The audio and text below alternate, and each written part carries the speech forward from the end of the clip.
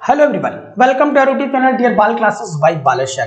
मैं आपका अपना अनुपम सर अपने चैनल डियर बाल क्लासेस पर स्वागत करता हूं। ठीक है, कक्षा 12 वाले जितने भी लड़के और लड़कियां हैं सबके लिए ये क्लास शूट की जा रही है और इस क्लास से आपको बहुत ही फायदा होने वाला है। एक एक नंबर की, दो दो नंबर की, तीन तीन नंबर के, पांच पांच नंबर के क्वेश्चन आपको लगभग लगभग इसमें से मिलेंगे। ठीक है, तो मैंने जो जो चीज लिया है आप केवल देख के, ठीक है, एक बार वीडियो को 18 बार देखने से अच्छा है एक बार आराम से चला करके फुल देख लें और अपनी तैयारी करते रहें। तो मैं बात को कम करते हुए वीडियो को शुरू करता हूं और पूरी वीडियो स्टार्ट से लेकर एंड तक काफी चीज आपको सीखने और समझने के लिए मिलेगा। मैंने केवल वही लिया है जो हमको इंपॉर्टेंट दिखा है। ठीक है, तो चलिए यहां पे दिया गया। ठीक है, यहां पे क्या चीज है, बहुविकल्पीय प्रश्न। यहाँ पे किसकी बात की गई है? बहुविकल्पीय प्रश्नों की बात की गई है। ठीक है, तो आराम से हम बहुविकल्पीय प्रश्नों को देखेंगे, एक एक पॉइंट को देखेंगे और सॉल्यूशन करने का मैं प्रयास करूंगा और आपको भी मैं पूरा एक्सप्लेन करूंगा कैसे क्या चीज होता है। ठीक है, तो चलिए यहाँ पे बहुविकल्पीय प्रश्न की सबसे पहले बात करें, एक अंक की है। ठीक है, हाँ, यहाँ पे क्या दिया है, 1/√μ0 का मात्रक है। ठीक है, तो यहां पे आपको ऑप्शन नंबर 4 दिख रहा है। ठीक है, मीटर प्रति सेकंड, लेकिन आपको मैं बता दूं ये चीज आने वाला नहीं है। मात्रक हो जाए रेयर केस में पूछ ले, लेकिन मात्रक नहीं पूछेगा। सीधे सीधे यहां पे इसके स्थान पे पूछेगा इसकी बीमा क्या चीज है, इसकी बीमा क्या चीज है। तो इसकी बीमा क्या हो जाएगी, एल हो जाएगी और टी की पावर क्या हो जाएगी, -1 हो जाएगी और बड़ा ब्रैकेट क्लोज हो जाएगा। ये एक क्वेश्चन मोस्ट इंपॉर्टेंट आपका एक नंबर का डन हो गया।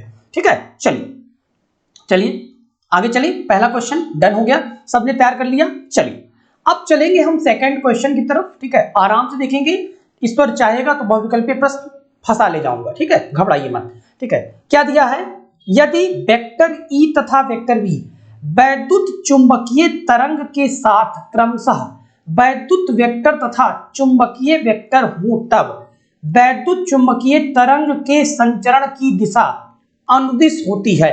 तो यहां पे आपका ऑप्शन नंबर 4 सही है, vector E cross vector B की। ठीक है, याद रखिएगा प्लीज। ठीक है, सेकंड क्वेश्चन हो गया। ठीक है, प्लीज आप लोग फटाफट याद करेंगे केवल। ठीक है, चलिए क्वेश्चन नंबर 3 और 4 मैं दोनों की बात लगे हाथ कर लेता हूं। ठीक है, विद्युत चुंबकीय तरंगों की प्रकृति होती है तो अनुप्रस्थ होती है, यहां भी और यहां भी टिक लगा है।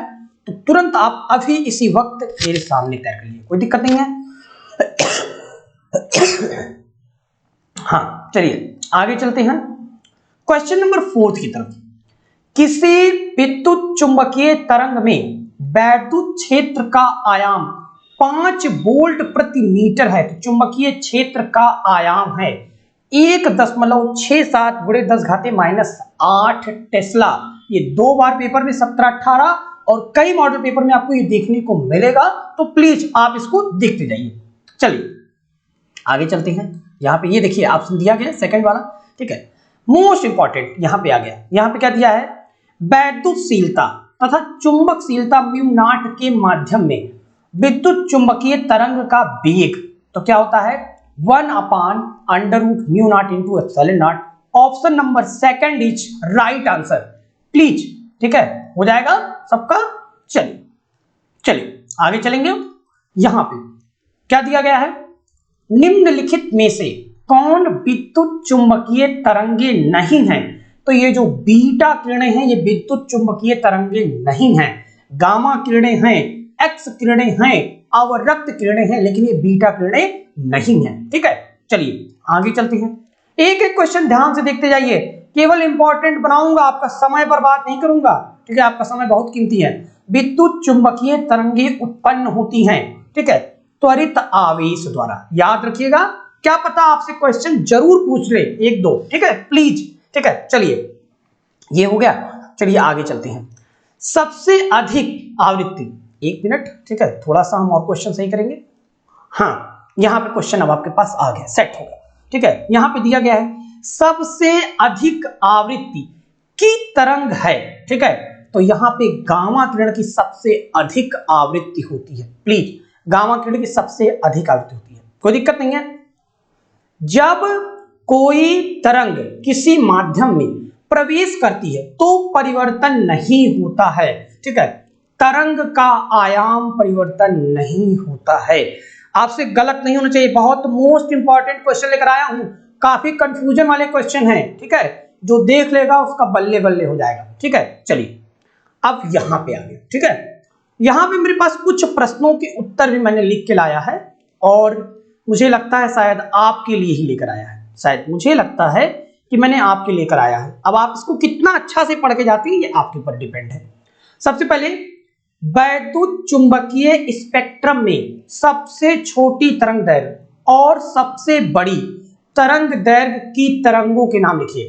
तो सबसे कम तरंग दैर्घ्य गामा किरणों की और सबसे अधिक अवरक्त किरणों की होती है। याद रखोगे ना, याद रखोगे क्वेश्चन।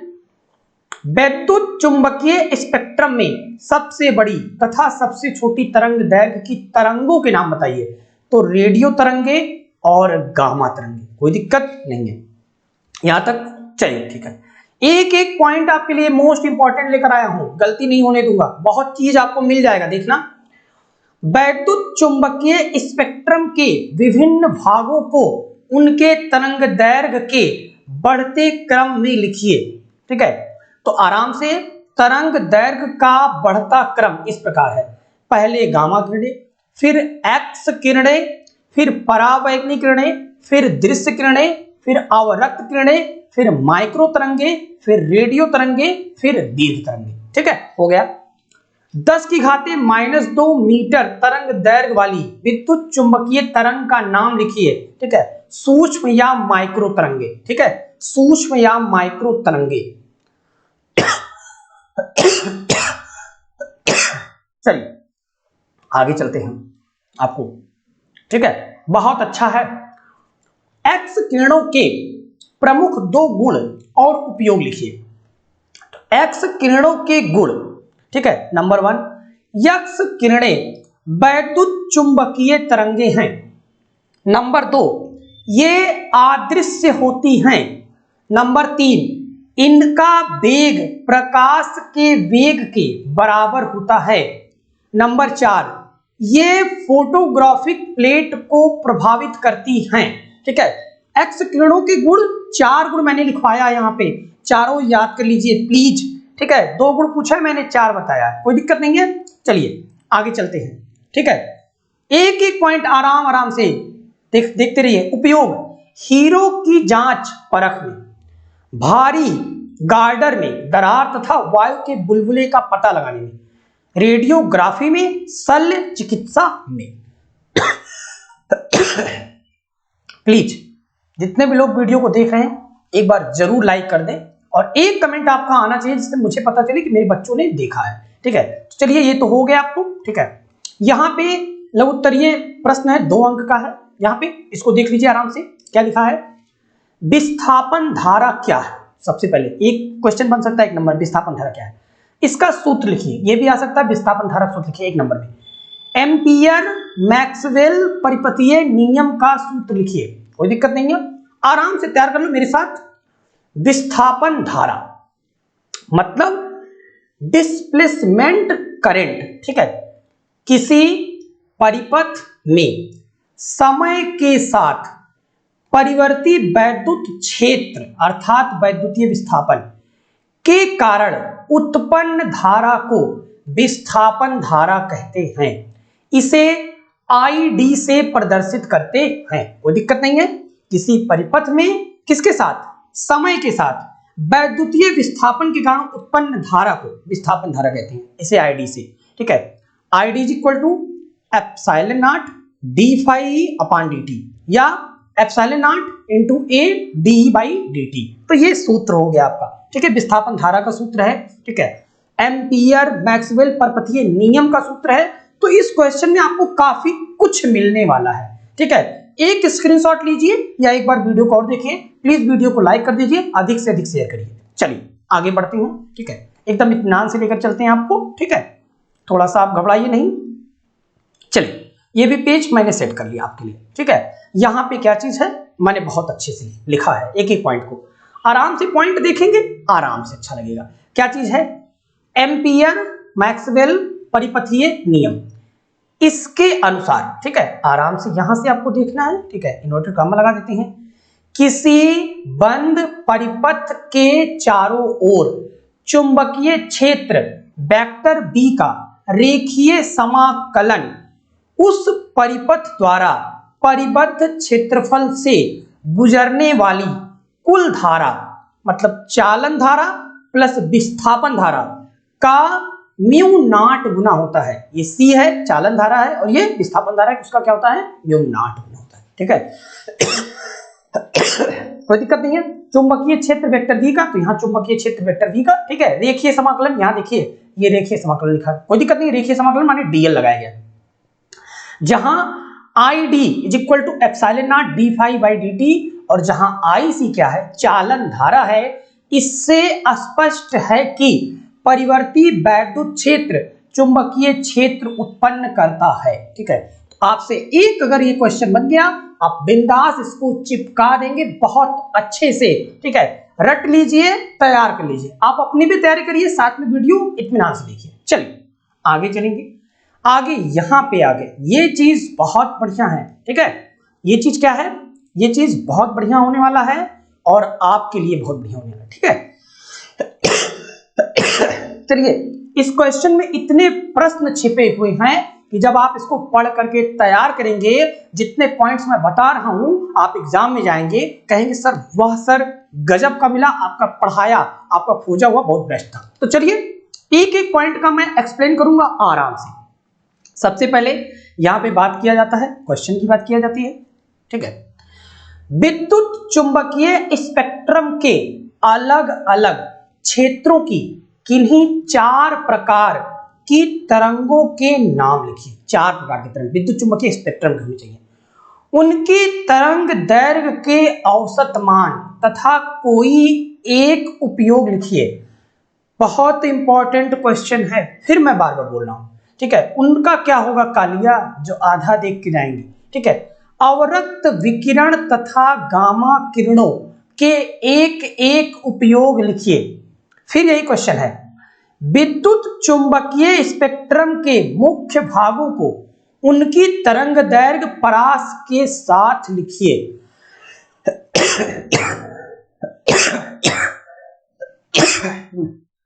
बहुत तबीयत खराब है, फिर भी आपकी क्लास पढ़ा रहा हूं। निम्न वैद्युत चुंबकीय तरंगों का एक एक उपयोग लिखिए। सूक्ष्म तरंगे, अवरक्त तरंगे, पराबैंगनी तरंगे, यक्ष किरणें। ठीक है, तो इतना तो ये क्वेश्चन था। ठीक है, अगर आप if you want to do take an screenshot तो यू कैन डू इट। अगर आप एक स्क्रीनशॉट लेना चाहते हैं तो आप ले सकते हैं। चलिए यहां तक हो गया। चलिए अब हम आगे लेके चलते हैं, आपको क्या क्या चीज दिखाते हैं। सबसे पहले तो आप तैयार कर लीजिए, मेरे साथ तैयार कर लीजिए गामा किरणें। ये 1 नंबर के क्वेश्चन में आ सकता है। गामा किरणों का तरंग दैर्घ्य 4 ऑप्शन देगा, आप गड़बड़ा देंगे, इसलिए ऑप्शन में भी मिल सकता है। 10⁻⁻14 मीटर 10⁻−10 मीटर तक होता है गामा किरणों का, याद कर लीजिए। -14 -10 गामा। नाभिक की संरचना के संबंध में सूचना देने में उपयोगी। गामा किरणों का एक उपयोग आप जरूर तैयार कर लीजिए मेरे साथ, नाभिक की संरचना के संबंध में, ठीक है, सूचना देने में उपयोगी। नोट हो जाएगा। अब इसी को हिला मिला करके आप 2 प्रयोग पूछेगा, अगर 2 उपयोग पूछेगा तो लिख लीजिएगा। दूसरा एक्स किरणें, इसका 10⁻⁻11 से 10⁻⁻8 मीटर तक होता है। चिकित्सा विभाग में सर्जरी में उपयोगी, इसके उपयोग की बात हुई है।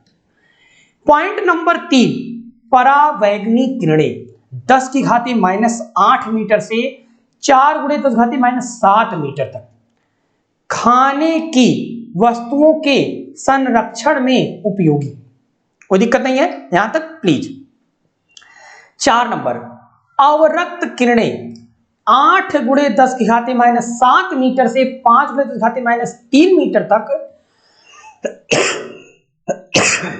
कोहरे व धुंध के पार देखने में उपयोगी।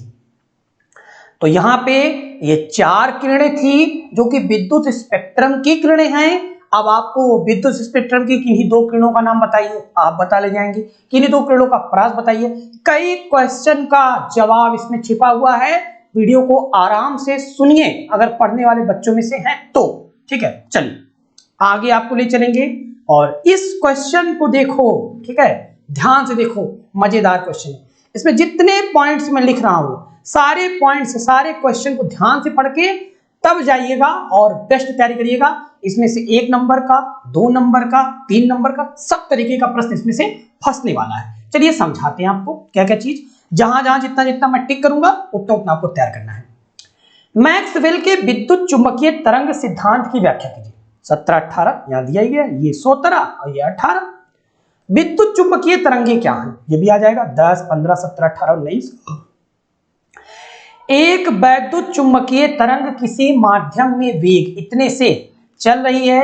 एक चित्त द्वारा वैद्युत चुंबकीय तरंग का संचरण वैद्युत व चुंबकीय क्षेत्रों के कंपनों की दिशाओं के साथ प्रदर्शित कीजिए। वैद्युत व चुंबकीय क्षेत्रों के परिमाण वैद्युत चुंबकीय तरंग के वेग से किस प्रकार संबंधित है। विद्युत चुंबकीय तरंगों की 4 विशेषताओं अभिलक्षण का उल्लेख कीजिए। ठीक है, इतना पॉइंट हो गया। चलिए और थोड़ा सा पॉइंट आपको दिखाते हैं। यहां पे देखिए, विद्युत चुंबकीय तरंगों के किन्हीं 2 विशिष्ट गुणों को लिखिए।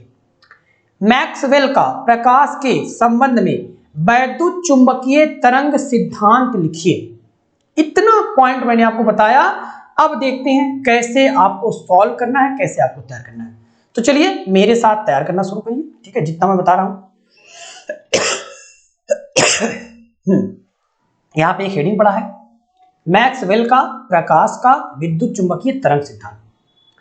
ब्रिटिश वैज्ञानिक मैक्सवेल कहां के थे, ब्रिटिश के थे। सन 1865 में केवल गणितीय सूत्रों के आधार पर यह प्रमाणित किया कि जब कभी किसी वैद्युत परिपथ में वैद्युत धारा बहुत उच्च आवृत्ति से बदलती है, अर्थात परिपथ में उच्च आवृत्ति के वैद्युत दोलन होते हैं, तो उस परिपथ से ऊर्जा तरंगों के रूप में चारों ओर प्रसारित होने लगती है। इन तरंगों को विद्युत चुंबकीय तरंगे कहते हैं। ठीक है ना, तो आराम से आप यहां से तैयार कर लीजिए। किसी वैद्युत परिपथ में, कहां से, यहां से आप तैयार कर लीजिए। किसी वैद्युत परिपथ में वैद्युत धारा बहुत उच्च आवृत्ति से बदलती है। ठीक है, अर्थात परिपथ में उच्च आवृत्ति के वैद्युत दोलन होते हैं, तो उस परिपथ से ऊर्जा तरंगों के रूप में चारों ओर प्रसारित होने लगती है। इन तरंगों को वैद्युत चुंबकीय तरंगे कहते हैं। प्लीज हो गया यहां तक, इसको आप रट लीजिए, तैयार कर लीजिए। 1 नंबर में, 2 नंबर में, चाहे जिसमें आएगा आप लिख दीजिएगा। इन तरंगों में वैद्युत क्षेत्र E तथा चुंबकीय क्षेत्र वेक्टर भी परस्पर लंबवत तथा तरंग संचरण की दिशा के भी लंबवत होते हैं। ठीक है, यहां तक इतने पॉइंट। ठीक है, वेक्टर E, वेक्टर V और तरंग संचरण की क्या होती है, लंबवत होती है। आगे देखते हैं पॉइंट। ठीक है, इन तरंगों के संचरण के लिए माध्यम का होना आवश्यक नहीं है, अर्थात विद्युत चुंबकीय तरंगे निर्वात में होकर चल सकती हैं। मैक्सवेल ने गणनाओं द्वारा यह स्थापित किया कि विद्युत चुंबकीय तरंगों की चाल 3 × 10⁸ मीटर प्रति सेकंड है, जो कि निर्वात में प्रकाश की चाल के बराबर है। कोई दिक्कत नहीं है, स्क्रीनशॉट करिए इस। ठीक है, इस स्क्रीनशॉट करिए। चलिए अब यहां से हम देखेंगे। ठीक है, यहां से मतलब कि समझेंगे यहां से। ठीक है ना, हाँ, तो यहां पे हो जाएगा। इस आधार पर मैक्सवेल ने अपना यह मत दिया कि प्रकाश विद्युत चुंबकीय तरंगों के रूप में संचरित होता है। कोई दिक्कत नहीं है यहां पे। अब आपका यहां पे फिगर की बात किया है, जो बताया था वैद्युत क्षेत्र चुंबकीय क्षेत्र के लंबवत है और तरंग संचलन की दिशा की क्या है, लंबवत है। तो ये चित्र अगर बनाना होगा तो ऐसे चित्र आपको बनाना है प्लीज। ठीक है, बनाना है प्लीज, स्क्रीनशॉट वगैरह करिए और आगे बढ़िए। चलिए आगे की तरफ बढ़ेंगे। अब विद्युत चुंबकीय तरंगों के अभिलक्षण, विद्युत चुंबकीय तरंगों के अभिलक्षण निम्नलिखित हैं। पॉइंट नंबर 1 फटाफट तैयार कर लो। विद्युत चुंबकीय तरंगे त्वरित आवेश द्वारा उत्पन्न की जाती हैं। प्लीज पहला तैयार हो गया, विद्युत चुंबकीय तरंगे त्वरित आवेश द्वारा, हो गया। पॉइंट नंबर 2 मेरे साथ तैयार करो। इन तरंगों के संचरण के लिए किसी पदार्थिक माध्यम की आवश्यकता नहीं होती है। पॉइंट नंबर 3 ये तरंगे निर्वात अथवा मुक्त स्थान में भी बराबर 1/√μ0 इंटू एप्सिलॉन नॉट के वेग से चलती हैं, जिसका मान प्रकाश की चाल के बराबर होता है। 3 नंबर पॉइंट, 3 पॉइंट मेरे साथ तैयार हो गया। त्वरित आवेश द्वारा उत्पन्न होती है, इन्हें किसी पदार्थिक माध्यम की आवश्यकता नहीं होती है, ये निर्वात अथवा मुक्त स्थान में भी बराबर 1/√μ0 इंटू एप्सिलॉन नॉट के वेग से चलती है, जो कि प्रकाश की चाल के क्या होता है, बराबर होता है। मैंने आपको क्लास में बताया है। चलिए 3 पॉइंट मेरे साथ याद हो गया। चलिए आगे की पॉइंट तैयार करो, मजा आ जाएगा। ठीक है, पॉइंट नंबर 4 वैद्युत तथा चुंबकीय क्षेत्रों के परिवर्तनों की दिशाएं परस्पर लंबवत होती हैं। हमने फिगर में देखा था। तथा संचरण की दिशा के भी क्या होती है, लंबवत। इस प्रकार वैद्युत चुंबकीय तरंगों की प्रकृति अनुप्रस्थ होती है। मैंने याद करवाया था, अभी भी याद कर लीजिए। पॉइंट नंबर 5 वैद्युत तथा चुंबकीय क्षेत्रों में परिवर्तन साथ साथ होते हैं तथा क्षेत्रों के महत्तम मान E0 व B0 एक ही स्थान पर तथा एक ही समय होते हैं। पॉइंट नंबर 6 निर्वात में विद्युत चुंबकीय तरंगों के वैद्युत तथा चुंबकीय क्षेत्रों के परिमाणों का संबंध E/B बराबर V बराबर क्या होता है, C होता है, जहां B वेग है और C क्या है, प्रकाश की चाल। Please take a screenshot. चलिए आगे लेकर चलते हैं यहां पे। ठीक है, यहां पे 6वां पॉइंट वैद्युत चुंबकीय तरंगों में ऊर्जा औसतन वैद्युत तथा चुंबकीय क्षेत्रों में बराबर बराबर बटी होती हैं। पॉइंट नंबर 8 निर्वात में औसत वैद्युत ऊर्जा घनत्व 12 एप्सिलॉन नॉट E² तथा औसत चुंबकीय ऊर्जा घनत्व B²/2μ0 होता है। ठीक है, विद्युत चुंबकीय तरंग में प्रकाशिक प्रभाव वैद्युत क्षेत्र वेक्टर के कारण होता है। मैंने 9 पॉइंट आपको दिया है, आप कोई 8 पॉइंट कम से कम तैयार कर लीजिए और आप सबसे कमजोर है तो 4 पॉइंट तैयार कर लीजिए। ठीक है, चलिए आगे चलेंगे।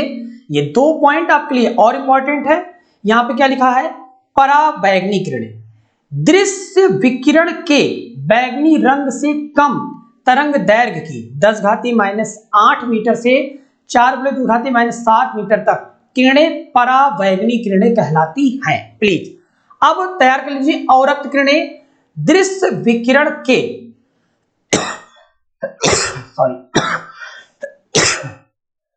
लाल रंग से अधिक तरंग दैर्घ्य 7.8 मीटर से 15 × 10⁻³ मीटर तक की किरणें अवरक्त किरणें कहलाती हैं।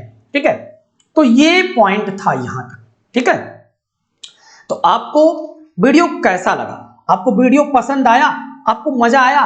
मैंने ढेर सारे पॉइंट को इकट्ठा करके आपको देने का प्रयास किया है। ठीक है, प्लीज आप अधिक से अधिक तैयार करिए और अधिक से अधिक शेयर जरूर करिए। ठीक है ना, ये पॉइंट मोस्ट इंपॉर्टेंट थे।